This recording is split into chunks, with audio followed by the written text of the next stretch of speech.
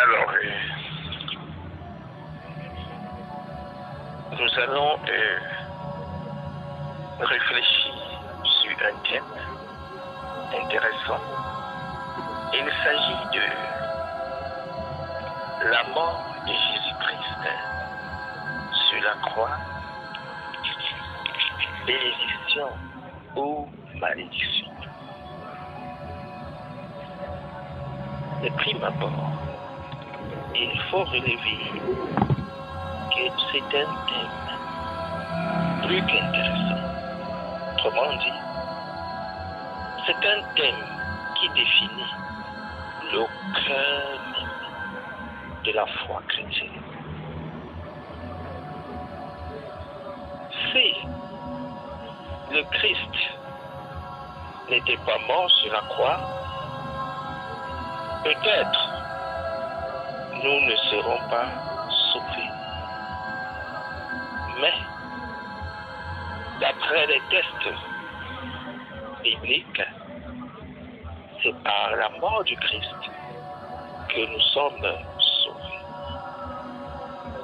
Alors ce que nous allons faire, c'est d'abord ressasser l'historique même de cette mort, Jésus, puisqu'il s'agit de lui. Est né il y a plus de 2020 ans aujourd'hui. Jésus né à Bethléem et il meurt à Golgotha. On peut comprendre que ces deux endroits différents. Ces endroits existent bel et bien et on peut palper que c'est à cet endroit que Jésus est né, c'est à cet endroit que Jésus est mort. On peut également palper et vérifier historiquement parlant que Jésus dont parle la Bible est un personnage qui a réellement existé, comme d'ailleurs nos aïeux.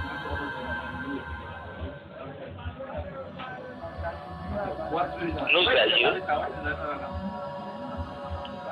qui ont existé jadis et dont la transmission de leur patrimoine d'héritage est transmis de génération en génération. C'est dit donc que Jésus également, bien que historiquement parlant, son histoire date d'il y a plus de 2000 ans, donc ça date quand même de longtemps.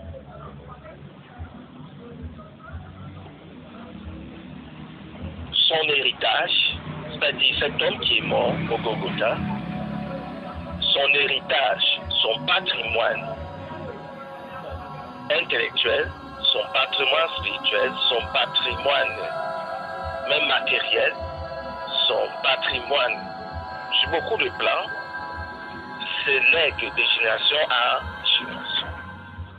C'est dit qu'aujourd'hui, lorsqu'on parle de Jésus-Christ, il ne s'agit pas d'un Jésus symbolique, mais d'un Jésus qui a réellement existé.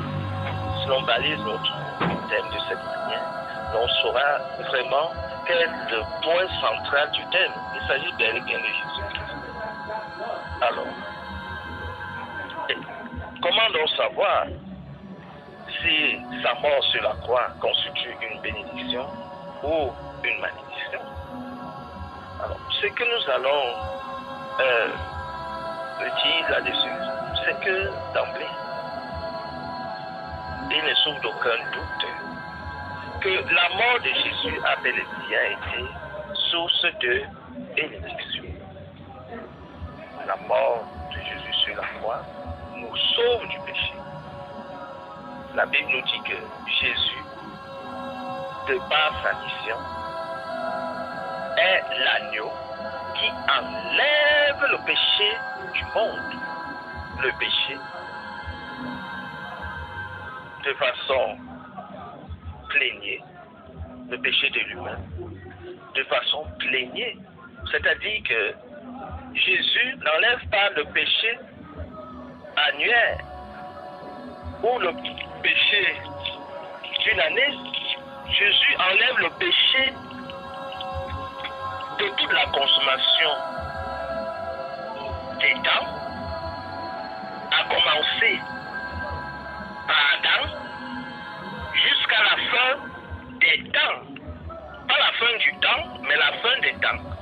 La mort de Jésus sur la croix est une mort qui enlève le péché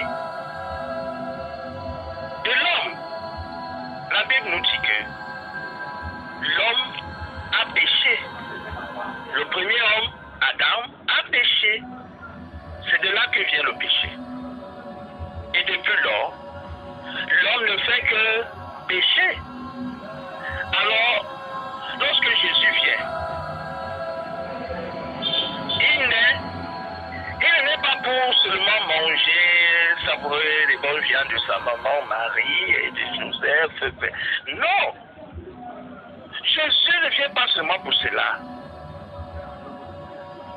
Quand vous lisez les textes qui ne sont pas bibliques, mais qui sont des saintes écritures, vous vous rendez compte que Jésus, même étant tout bébé, avait déjà cette allure-là de Dieu. Jésus manifestait sa divinité devant ses parents, devant même ses amis, devant ses camps, devant... Il vivait une vie ordinaire, mais de façon extraordinaire. Jésus vient dans notre pourriture terrestre, justement pour ce moment-là. C'est-à-dire la programmation de la mort de Jésus n'est pas faite par les hommes. Les hommes n'ont pas eu le pouvoir de tuer Jésus. C'est Jésus qui se laisse tuer pour donner la vie aux humains. Cette vie qui était, n'est-ce pas, arrachée par le malin au jardin d'Éden. Donc, la mort de Jésus nous sauve. Par la mort de Jésus, nous sommes rachetés. Donc, il y a des mots-clés qui doivent entrer dans la bénédiction qui va avec la mort de Jésus sur la croix. Le rachat, la rédemption. Lorsqu'on dit que quelqu'un est racheté, c'est que la personne était embrigadée, esclave, condamnée par son péché. Aucun sacrifice ne pouvait de manière substantielle ôter le péché d'un humain.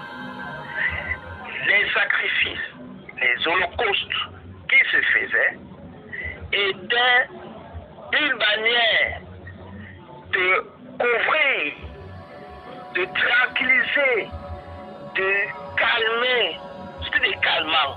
Mais en réalité, cela n'enlevait pas le péché même dans son essence. C'est-à-dire, enlever le péché, peut-être pas toujours les conséquences, mais aussi les conséquences. Or, Jésus, lorsqu'il meurt sur la croix, le fait de manière consciente. Vous vous rappelez très bien que, étant avec ses apôtres, il leur a annoncé à 3 fois, et cela est biblique, qu'il va mourir.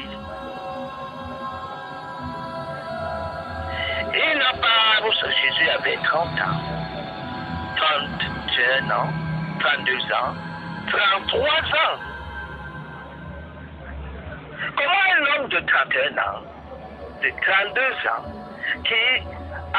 qui marche avec ses disciples, âgés de plus de 50, 60 ans, de plus de 50 ans, il marche avec eux, Et lui prédit déjà sa mort. Une mort imminente. C'est-à-dire que Jésus ne cachait pas sa mission à ses apôtres ou à ses disciples. Jésus leur a donné une ligne de conduite qui a fait en sorte que si l'Église existe jusqu'aujourd'hui, c'est parce que Jésus a préparé cela. Et Jésus vient justement pour mourir sur la croix. Il faut bien se le mettre dans la tête. Jésus naît pour mourir sur la croix. Aucun homme n'est destiné à le faire. C'est-à-dire que Jésus quitte le ciel par un ordre de mission. Dieu son Père l'envoie, son Père qui est notre Père, ce Dieu tout-puissant, ce Dieu qu'on appelle Yahweh, tout-puissant, le Dieu de toutes les religions, le Dieu de tous les hommes, le Dieu même de Lucifer, le créateur de Lucifer.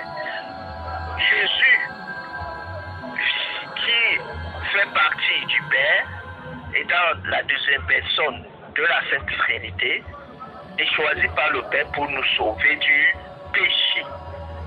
Jésus vient pour nous sauver du péché. En nous sauvant du péché, nous avons un autre regard au-dessus de Dieu. Parce que Dieu avait promis de ne plus détruire la terre et les hommes. Vous savez, au temps de Noé, Dieu s'est fâché et il a tout saccagé. Donc, en envoyant son fils, c'était pour sauver l'homme du péché. Le fils meurt sur la croix. Le fils meurt sur la croix. C'est cette mort qui enlève le péché du monde. Jésus est un homme à part entière. Il est vrai homme et vrai Dieu. Aucun homme dit Jésus n'a, n'est-ce pas, ce pouvoir de le faire. Lorsqu'on pousse la réflexion, l'on se rend compte que, en réalité, cette mort, loin d'être symbolique, c'était pas une mort symbolique, c'était une réelle mort. Mais, on peut se rendre compte que, en réalité, de par l'essence même de Jésus-Christ, qui est vrai homme et vrai Dieu, il ne saurait mourir. Donc Jésus n'est pas mort. Mais Jésus est mort. Jésus est mort en tant qu'homme, mais Jésus n'est pas mort en tant que Dieu. C'est pour cette raison que plus tard il ressuscite. Parce que la mort appartient à Dieu. C'est Dieu qui crée la mort. Dieu ne peut pas créer la mort et cette mort est encore... et lui fait partie de cette mort. C'est la mort qui fait partie de Dieu. Non, on saurait même dire que la mort fait partie de Dieu parce que Dieu, lui, il est saint. Mais c'est Dieu qui crée la mort, c'est-à-dire la séparation de Dieu donne la mort. Lorsqu'on se sépare de Dieu, on meurt. Il y a la mort corporelle, il y a la mort spirituelle, la mort de l'âme. Alors, lorsque Jésus donc arrive, il meurt effectivement sur la croix. Il y a des philosophes, il y a des théologiens qui ont réfléchi sur cela. Est-ce que Jésus est réellement mort? Il y a des philosophies, des idéologies qui disent que Jésus n'est pas mort sur la croix, il est entré dans un coma profond et que ses disciples, à un moment donné, sont venus l'enlever de la croix, ou alors que d'Arimathée est venu l'enlever de la croix alors qu'il n'était pas mort et que les gardes là n'ont pas vraiment vu qu'il était mort, qu'il était dans un coma et c'est pour cette raison qu'il est revenu à la vie. Mais dans les faits, la vérité c'est quoi? C'est que Jésus est réellement mort. Telle était sa mission. Enfin, essayons de faire une petite parenthèse. S'il faudrait qu'elle s'appelle parenthèse. Parce que vous pouvez constater que Jésus, lorsqu'il entre en Jérusalem, sait ce qu'il attend. Il est Dieu, il sait ce qu'il attend. Et il va justement pour cela. Il peut bien déjouer cela. Il sait ce qu'il attend. Et la manière dont il parle aux anciens, aux scribes, aux pharisiens, aux prêtres, ce n'est pas de la même manière qu'il parle lorsqu'il faisait tellement de miracles ailleurs. Il vient pour mourir. Il y a des canons qui provoquent la mort. La mort ne survient pas comme ça. Il faut bien noter qu'on ne meurt pas comme ça. L'homme meurt parce que en amont, des choses se passent. Des choses qu'il peut bien éviter. Or, Jésus sait ces choses-là, mais il va vers ces choses. Et il continue son chemin. Je vous prends un petit exemple. Vous êtes en face des grands maîtres de la loi. Les gens qui ont emprise sur le peuple. Vous êtes en face des anciens de la loi. Des chefs, des traditionnels. Et Jésus se lève et prend la parole, race des vipères.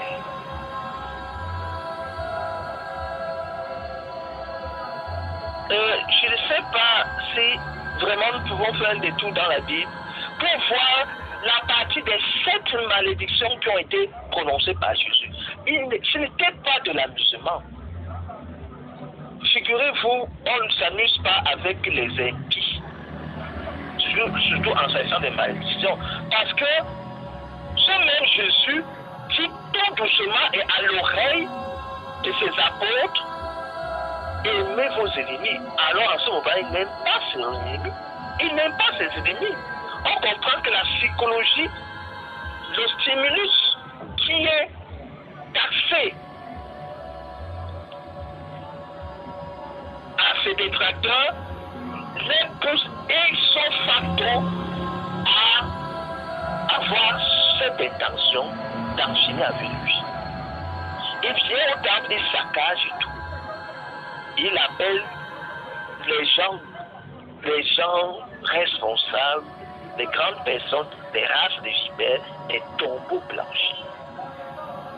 En fait, Jésus ne pose pas un acte mauvais. Ça, c'est autre chose qu'on pourrait voir prochainement. Il ne parle pas de façon erronée. Ce qu'il dit n'est pas faux, ni mauvais. Mais l'on peut bien comprendre que c'est cela qui a été la source de sa mort. Et lui-même, il dit que c'est ce qui sort de la bouche qui tue l'homme. Ou alors qui souille l'homme, c'est de ce terme qu'il emploie qui souille l'homme.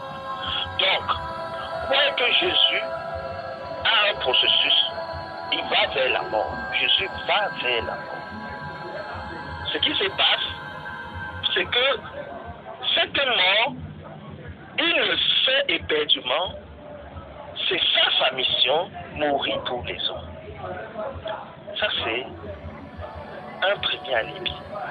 Le deuxième, c'est qu'au jardin d'Éden, au jardin des Oliviers, autant pour moi, Jésus va avec Pierre, Jacques et Jean pour prier.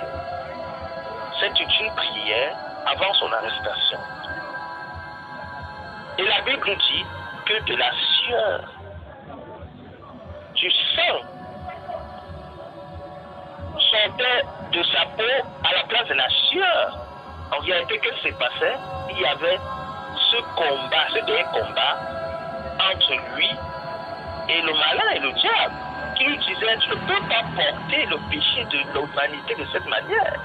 Tu ne peux, c'est trop loin pour toi, parce que Jésus mourrait pour sauver l'homme, pas seulement l'homme de cette période, mais nous qui sommes aujourd'hui, nous avons été rachetés de cette mort-là, il y a 2000 ans.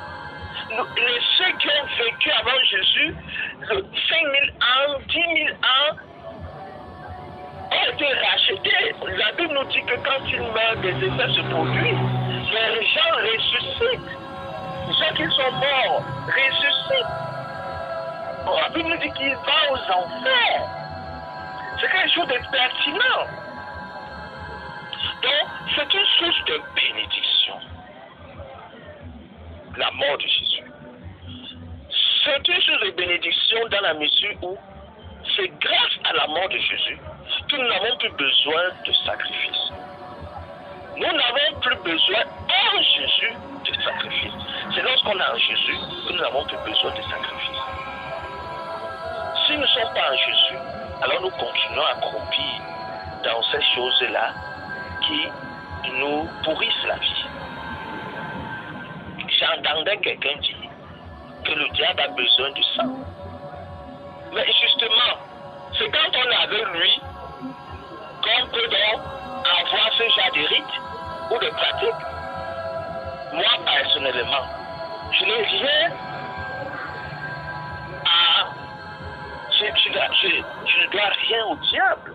Pour quelle raison il va me demander du sang? Moi, je suis en Jésus.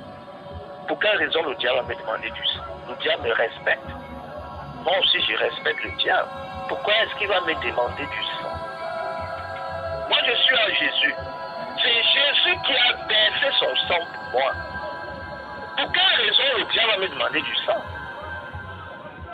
C'est vraiment une façon de...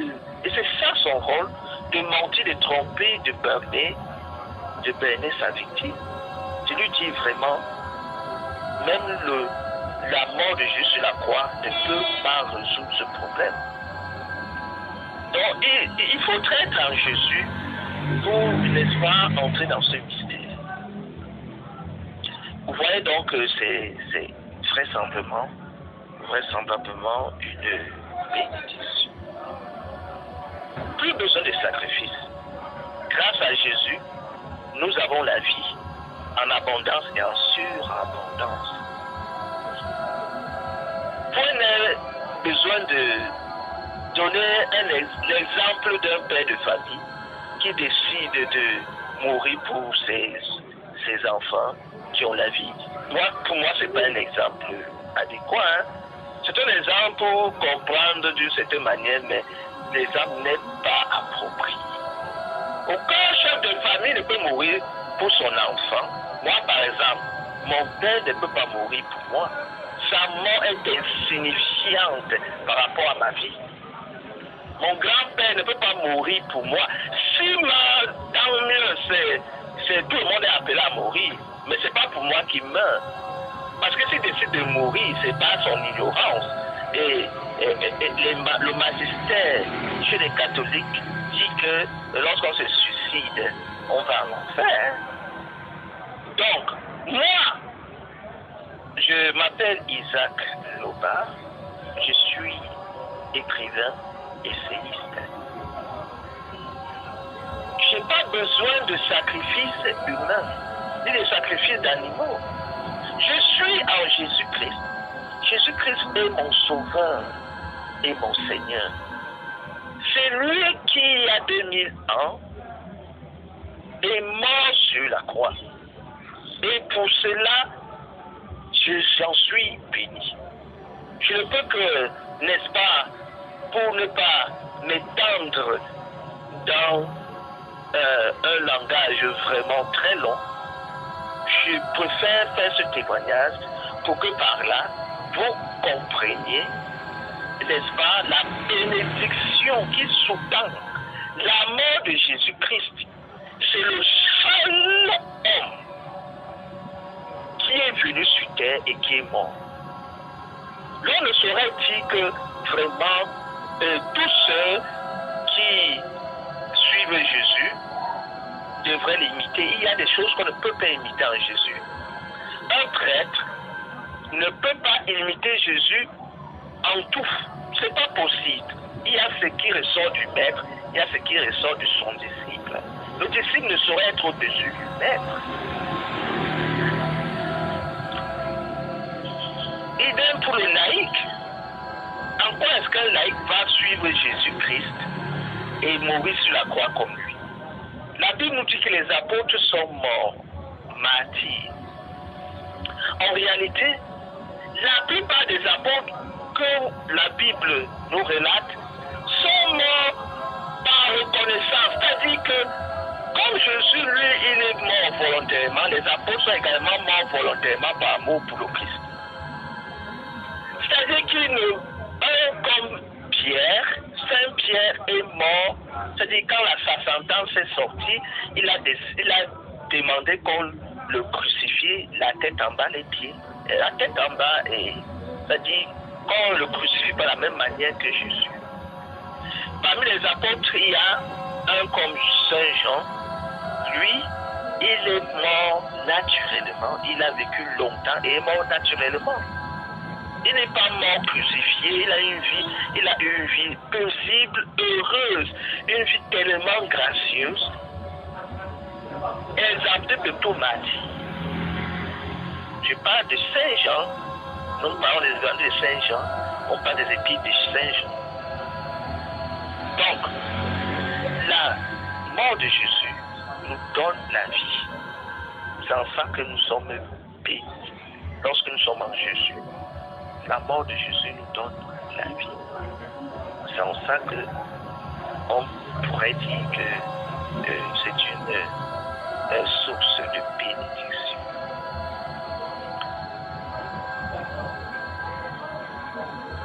Bien entendu, il pourrait ressortir que la mort de Jésus soit source de malédiction. Je vais aller crescendo. Premièrement, la mort de Jésus ne saurait être une malédiction, ce serait injuste, dans la mesure où c'est Jésus lui-même qui est l'auteur de sa mort. C'est-à-dire, c'est Jésus lui-même qui va à la mort, c'est-à-dire il meurt délibérément. Donc, la mort de Jésus ne saurait être une malédiction pour nous.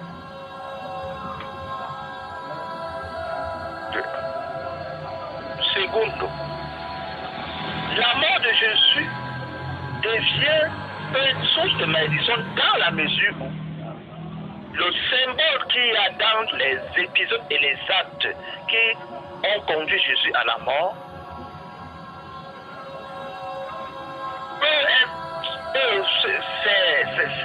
ces épisodes peuvent être source d'édification, n'est-ce pas? Car la reproduction des mêmes causes, la reproduction, disais-je, des mêmes causes entraînera des mêmes effets et par conséquent malédiction. C'est-à-dire, l'on ne saurait, n'est-ce pas, condamner un innocent. C'est source de malédiction. L'on ne saurait jalouser quelqu'un, parce que quand on regarde la façon dont Jésus a été accusé, c'est à tort. Le fait, c'est provoquer de la malédiction sur nous. On ne saurait tuer quelqu'un, voyez que lorsque Jésus arrive chez Pilate, en homme de pouvoir, discerne en Jésus un homme innocent. Il va flageller Jésus pour susciter la pitié de ses détracteurs et eux d'en être anesthésiés. Tout ce qu'ils voulaient, c'est la mort de Jésus. En cela, on peut apprendre de cela, n'est-ce pas, une source de malédiction dans mais la méchanceté ne saurait être quelque chose de toléré. La méchanceté ne serait quelque chose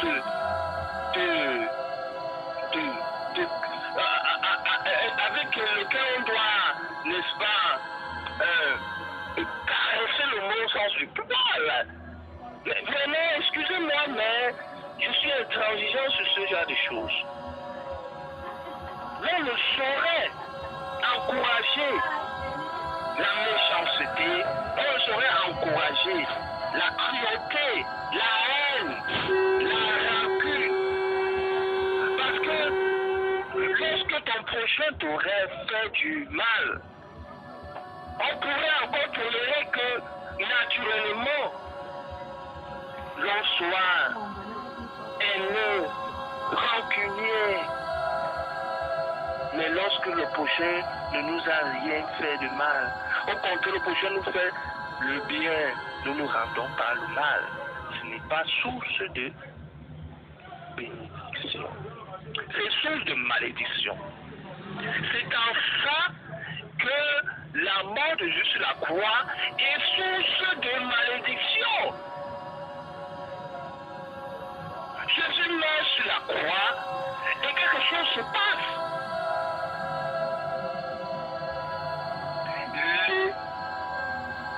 Les nuages s'obscurcissent. Nous sommes dans les 15 heures dans l'après-midi, la 9e heure. Nous sommes dans les 15 heures. Le ciel s'obscurcit. Imaginez-vous en plein 15 heures. Et nous sommes comme à 19 heures. Les scientifiques ont essayé de prouver cela en évoquant l'hypothèse de l'éclipse. Très souvent, on voit que l'éclipse entraîne cette nuit-là alors que nous sommes le jour. Il ne s'agissait pas de nuages de pluie ou de tornade. Non, c'est la nuit qui s'est carrément reposée en ces lieux-là au moment où Jésus a rendu l'âme. C'était l'expression manifeste que quelque chose de mauvais s'était produit. Et les prêtres de commencer à grincer les dents. C'était pas de l'amusement. De un, de deux, la terre trembla. La terre, vous savez, lorsqu'un volcan veut déjà être en éruption, la terre tremble en amont. Mais la terre a tremblé.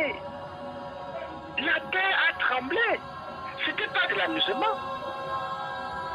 Les scientifiques ont également montré que le mont Golgotha, c'est un mont et que vraiment le cratère, on ne sait pas même s'il y a un cratère là-bas, mais de toutes les manières, la terre a toujours tremblé dans ce côté de l'Orient, donc ça a coïncidé à un moment où vraiment ça a coïncidé, c'est une coïncidence. Ce qui se passe, c'est que dans le temple, le rideau se divise en deux. Le rideau du temple, le lieu très saint, était bloqué par un rideau.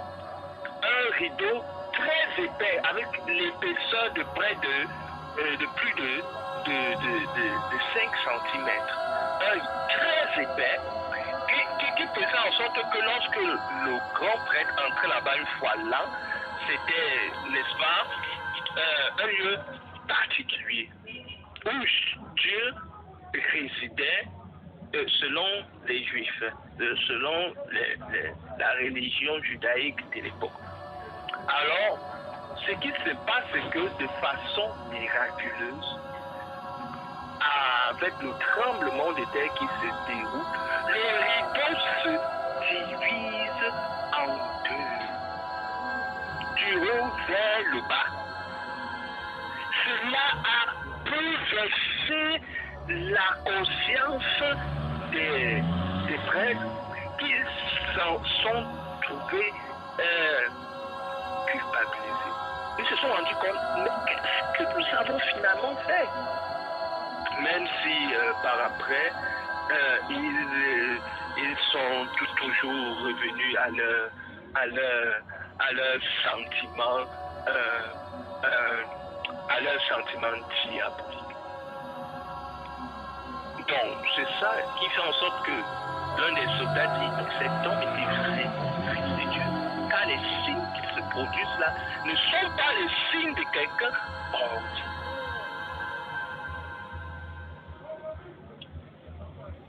De fait, l'on se rend bien compte donc que la mort de Jésus sur la croix n'est jamais,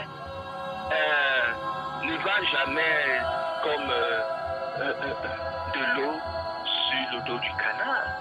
La mort de Jésus a des effets négatifs sur ceux qui l'ont tué. C'est pas de l'amusement. Pourquoi? Parce que lorsque les traîtres eux-mêmes s'attribuent cette malédiction sans s'en rendre compte, c'est lorsque Pilate dit au peuple qu'il n'est pas responsable, et se lave les mains, il n'est pas responsable de la mort de cet homme qui est innocent. Et les prêtres disent que vraiment, ils ont déjà entendu ce qu'ils réclament avec une ardeur impressionnante, la mort de Jésus, et que le reste, ils s'en foutent. Et eux disent donc que le sang de cet homme retourne sur eux et sur leurs enfants. C'est pas de l'amusement. Je vous donne la confidence que vraiment, si vous faites des enquêtes, vous allez vous rendre compte que la lignée de ceux qui ont tué Jésus, c'est pas des, ils n'ont pas eu la vie toujours rose. Je vous dis la vérité. C'est pas de la musique. La mort de Jésus n'a pas été vraiment aussi, c'est pas comme l'on a dit en première partie là. Donc, pour nous d'aujourd'hui, qui n'avons pas tué Jésus il y a 2000 ans, en quoi est-ce que sa mort sur la croix peut être une source de malédiction? On pourrait se poser cette question. Mais d'emblée, nous n'avons rien à voir avec la mort de Jésus. Mais nous avons quelque chose à voir avec ses disciples. Tuer ses disciples, tuer ses apôtres ne saurait être source de bénédiction. Si vous tuez un apôtre de Jésus-Christ, un disciple de Jésus-Christ, l'enfant de Jésus-Christ, vous attaquez Jésus-Christ lui-même en personne, ce ne saurait être source de bénédiction. Vous savez, dans Osée 4, verset 6, il est dit clairement que mon peuple périt faute de connaissance. Malheureusement, des gens meurent et sont en souffrance par l'ignorance des autres. Par leur ignorance à eux, mais beaucoup plus parfois par l'ignorance des autres. Mon peuple périt faute de connaissance, mais il s'agit de connaître la vérité. La vérité affranchit, la vérité vous affranchira, la vérité vous affranchit. Donc pour ma part, je pense que c'est en ça que nous pouvons dire que la mort de Jésus constitue une bénédiction d'une part et une malédiction d'autre part. C'est un thème hautement philosophique, mais en même temps théologique. Un thème sensible qui touche au cœur même de la foi chrétienne, au cœur même de la spiritualité chrétienne. C'est là le cœur même de la spiritualité chrétienne. Si un chrétien ne comprend pas cela, il venge sa foi. Ça ne sert à rien d'être chrétien. C'est le cœur même de la spiritualité chrétienne. Donc, vraiment, que Dieu nous donne la grâce de connaître vraiment ce que sa mort signifie. Que Dieu nous donne la grâce de connaître en quoi est-ce que cela est source de bénédiction ou de malédiction. Je vous remercie. Et la prochaine fois, je crois que nous allons encore réfléchir davantage sur les points que nous n'avons pas élucidés aujourd'hui. Je crois que j'ai assez marché la contenance de ce thème et j'ose également croire pour les auditeurs que cela leur apportera la grâce nécessaire de savoir qu'en Jésus, l'on est